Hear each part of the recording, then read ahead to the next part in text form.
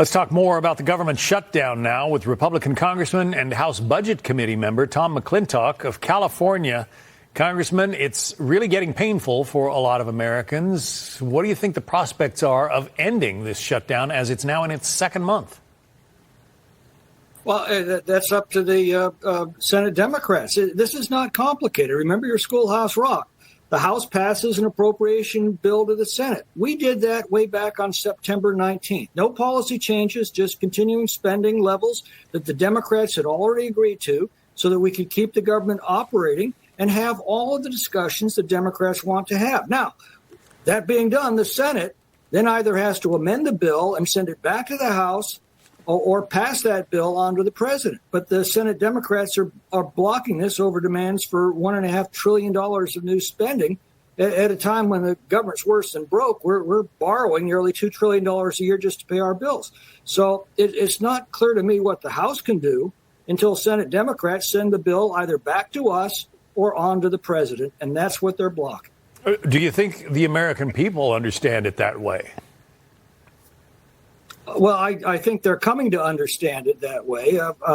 I think it's just a matter of time until the damage becomes so serious that the Democrats have to relent and reopen the government. And once they have, then we can have the discussions over their priorities and our priorities and maybe reach an agreement or at least an accommodation. But it seems like, the two parties are so far apart that this thing has happened. I mean, government shutdowns have happened from time to time, but I've never seen as much animosity between the two parties as there seems to be right now. How do you get that common ground that you're talking about? Well, we Republicans shut down the government in 2013. It took us 17 days to figure out it was a terrible idea and relent. It's taking the Democrats a little longer. But we had to eventually come to that conclusion, and I think that they will as well. As Lincoln said, time is a great thickener of things.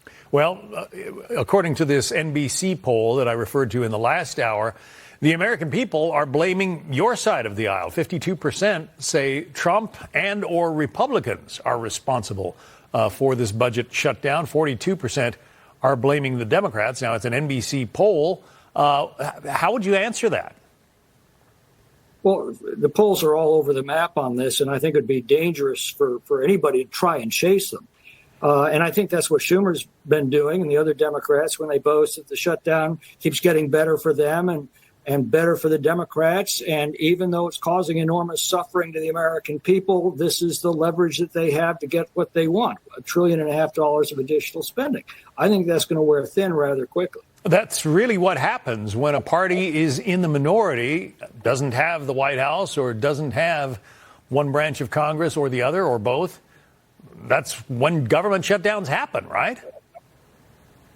But the history is very clear on this point that any party that shuts down the government for its own demands eventually loses and must relent. And I think that's going to play out the same way here. So you think it's going to backfire? You think it's going to backfire on Democrats? I do. It always backfires on the party that causes the shutdown. All right. So what are the prospects? I mean, could this go another week, another month?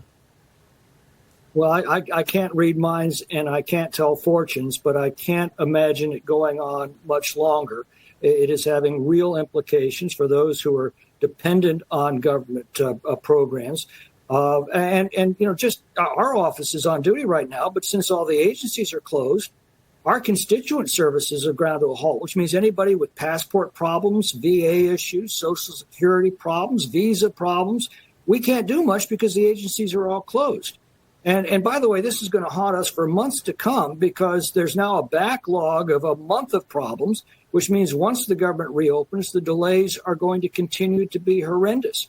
So the sooner that the Democrats simply reopen the government, then we can have all of those discussions. That was the whole point of the continuing resolution to begin with. It wasn't to change any policies. It didn't. It simply kept the doors open so that we could continue to have these discussions. Tom McClintock is a Republican member of Congress from California. Congressman, thanks for taking the time to be with us today. My pleasure. Thanks for having me. You bet.